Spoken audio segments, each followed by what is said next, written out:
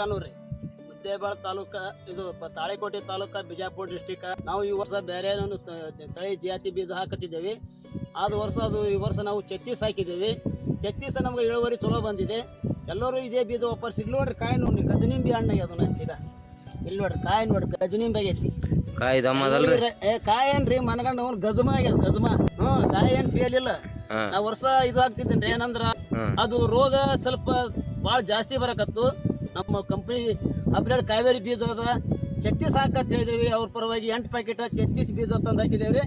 ಈ ವರ್ಷ ನಾವೇನು ರೋಗನು ಕಡಿಮೆ ಅದ, ಇಳುವರಿ ಮಳಿ ಇಲ್ಲ ಅಂದ್ರೂ ನೋಡ್ರಿ ಕಾಯಿ ಕಾಪ ಕೊಂಡಿ ಅಷ್ಟ ನೋಡ್ರಿ. ಒಂದು ಪಲ್ಯಕ್ ನೋಡ್ರಿ 11 ಕಾಯಿನ ಅದಾವ, ಕಾಪ ಕೊಂಡಿನ ಐತ್ರಿ.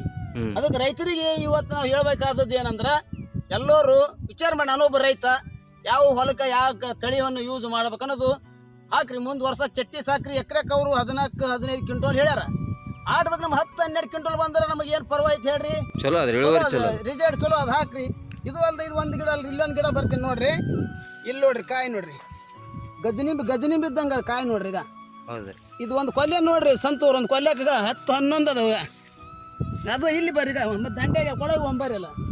ಇದು ನೋಡ್ರಿ ಈಗ ಏನು ಗಜಮ ಆಗ್ಯದ ಕಾಯಿ ಅಂದ್ರು. ನಾವು ರೈತರು ಅದಕ್ಕೆ ಯಾವ ಬೀಜ ನೀವು, ನಾನು ರೈತ, ನೀವೊಬ್ಬ ರೈತರಾಗಿ ಯಾವ ಬೀಜನ ಉಪಯೋಗ ಮಾಡಬೇಡ್ರಿ.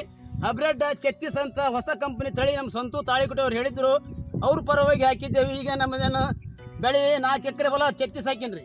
ಇದೇನು ಸಖತ್ ಅದ್ರಿ ಬೆಳೆ, ಹಾಕ್ರಿ ಇದೇ ಬೀಜ. ರೈತರು ಯಾರು ಲಾಸ್ ಆಗಬೇಡ್ರಿ, ಒಳ್ಳೇದಾಗಬೇಕು. ಎಲ್ಲರಿಗೂ ನನ್ನ ಧನ್ಯವಾದಗಳು ಅರ್ಪಿಸ್ತೇನೆ.